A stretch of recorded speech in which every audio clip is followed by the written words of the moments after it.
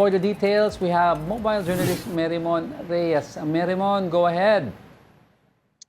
Diego, good afternoon. Kaninang around noon, nagsalita si Senate President Pro Tempore Sherwin Gatchalian in an ambush interview at sinasabing nanlilin lang daw at nagdudulot ng pagkagulo itong dating kongresistang si Mike Defensor dahil sa kanyang announcements online na may isasagawang hearing ang Blue Ribbon Committee ngayong araw. Nor nitong mga lumipas na araw, may mga pronouncement kasi itong si Defensor. At ang sinasabi ni Senator Sherwin, hindi naman daw member nor chairman ng Blue Ribbon Committee itong si Defensor, so hindi niya alam bakit nagpo-post or nag-a-announce online. Plus, ang kinakausap niya rin ngayon ang chairman ng Blue Ribbon Committee na si Senator Erwin Tulfo para aralin at tignan yung mga legal na hakbang na maaari nilang gawin to address this, including kung sakaling magkakaroon ng filing of cases. Ang huling nasabi kasi ni Senator Erwin Tulfo, baka raw usurpation of authority and such. And tuloy-tuloy naman yung kanilang coordination so far dito, pero wala pang formal na announcement ang Blue Ribbon kung kailan talaga yung susunod nilang pagdinig. On the other hand, yung kampo naman ni Senator Alan Peter Cayetano, nag-file sila ng petition for certiorari and prohibition sa Supreme Court, and ang prayers nito, it's around 87 pages. Ang prayers nito ay yung nais nila na magkaroon ng cease and desist order sa current Senate operations. Kine-question nila yung current committee chairmanship, kine-question nila yung ginawang session noong June 3 and they wanted to be declared null and void. Kasama na rin dyan yung matagal nang kinokontest nitong Cayetano Block ever since nagkaroon nga ng balasahan sa liderato noong June 3 na hindi valid yung quorum of 12 senators, na ang naging basis nito ng Gatchalian Block ay isang ruling naman ng Supreme Court.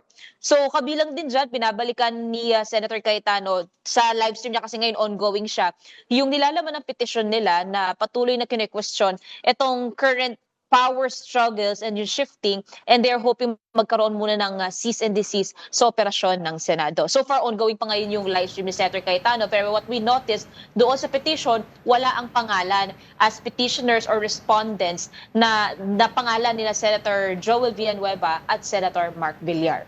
Diego. Yun ang gusto ko tanungin sa'yo, Merimon, no? Kasi if there were names that were floated at possible 2 or 3 na lilipat tomorrow sa special session, and we don't have the 2 names of Senator Joel Villanueva and Senator Mark Villar, as you said.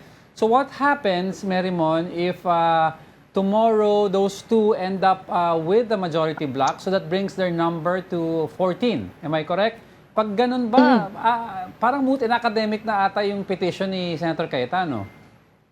And to note, Diego, ang sinasabi ni na Senator Cayetano, even Senator Loren Legarda, who still maintains na siya pa ang Senate President pro tempore, kapag nagkaroon na raw o naipakita na yung 13 or at least 13 senators, sila mismo ang bababa sa posisyon nila. Kasi sa huling sinasabi nila, hindi pa raw sila nagre-resign. So far, wala pa kasi confirmation eh. Ang sabi ni Senator Erwin, may commitment si Senator Joel that he will be joining the special session tomorrow. Actually, sabi niya kung magpapatawag. Pero dahil nagpatawag, so may pagdalo ni Senator Joel sa special session tomorrow.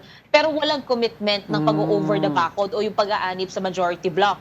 Yung case naman itong inaabangan pa natin, ang sabi kasi ni Senator Tulfo, hindi niya parang alam tungkol doon sa kuro-kurong may lilipat ng ibang mga senador pa from the minority block, pero may nakausap na raw sila na isang babae at isang lalaki, and potentially this could pave the way for the formation of the decisive majority na pwedeng magsesemento na kay Senator Gatchalian for the Senate presidency. Pero kanina, sabi ni ayaw magsalita ni Senator Gatchalian, ang priority raw nila ngayon is yung key legislations and yung iba pang administrative matters na kailangan talakayin bukas sa special session. Pero Diego. meron mo kasi ang tanong ko, no? Kasi special session nga tomorrow, and I'm sure before magkaroon ng tatapusin yung mga kailangan tatapusin na priority bills, aayusin nila yung leadership. Ngayon na question dito, Merimon, was quorum, no? So let's say tomorrow, as based sa experience mo sa Senado, kung may quorum sila with 14, kahit hindi bumoto in favor of a new Senate President si Senator Joel at Senator Mark Villar, pero may quorum, and majority still wins again tomorrow, kung gusto nila ulitin yan, they can easily declare all positions vacant again para mas formal, di ba? Kung sakali man na magkakaroon Aha. ng reorganizing ulit ng Senado bukas. Pero kung wala, they will proceed muna to the usual session. Ang sabi kasi ni Senator Kiko Pangilinan, sila naman daw sa new majority block, 12 senators sila, quorum ito. So to add Senator Joel, that makes them 13, and the all the more na makakapagpatawag ng session ang Senado. So we'll still wait tomorrow kung yung pagpunta ba ng mga senador, kung lang may mga pupunta pa from the minority bloc, ay purely for attendance? Or ito na ba yung breaking of the Senate impasse? Or magkakaroon ng contesting? Kasi ang sinasabi naman ni Senator Ping Lacson, while the majority is ready na walang delay, walang drama sa special session bukas, they are also ready for what is to come from the Cayetano-led bloc. That includes yung pagko-contest sa kung sino ang magpapatawag sa session, kung sino ang magsisilbing presiding officer, even yung Senate gavel or yung Senate yeah. mace, yung seal na ginagamit sa mga session, lahat ng mga yan, ready naman daw ang majority kung ano ang pwedeng mangyari bukas. Kasi meron bukas titignan natin mga important na gagawin, di ba? Yung of course yung Committee on Appointments. Titignan natin also yung sa mga soldiers, di ba? And of course yung sinasabi natin na ibang priority measures. Pero first order of business, Merimon, if there will be a movement again in Senate leadership or solidifying of the Senate presidency, it has to happen early in the morning, am I right?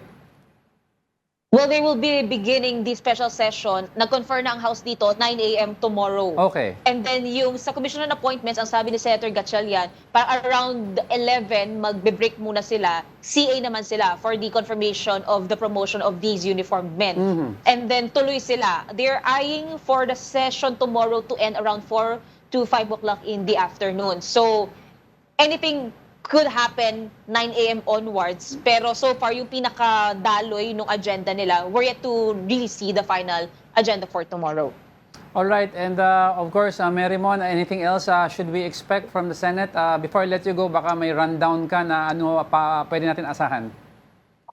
So far, ang nasabi ni Senator Gatchalian on the impeachment, on talks of the impeachment Yes. trial of Vice President Sara Duterte, since nakapagpasa na kahapon yung both prosecution panel and yung defense team ni Vice President Sara Duterte ng kani-kanilang pre-trial briefs.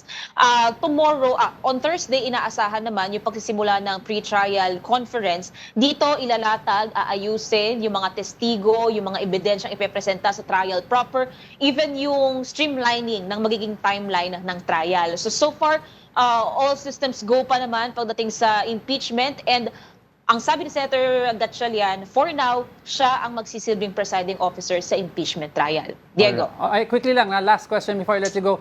May sinabi ba si Senate Senate President Pro Tempore Gatchalian, if mag-absent ulit yung new minority tomorrow, will they be discussing, kasi continued absences yan tapos lalagay sa alangan yung mga bills nila. Ano ang gagawin nila with these absentee senators? Are they mulling ethics complaint? So far, Diego, wala pang sinasabi si Senator Gatchalian. Pero ang nasabi niya, he did write a statement encouraging and inviting all senators from both the majority and minority bloc to join the special session tomorrow. Kasi ang mahalaga raw, may pagpatuloy nila yung operations nila, yung function nila, especially yung mga panukalang batas or administrative matters or ibang kakailanganin na objectives sa kinakailangan agarang pagkilos o aksyon ng gobyerno. Diego. All right. Sige, Merimon, keep us updated, especially tomorrow. But for now, thank you for that, mobile journalist Merimon Reyes.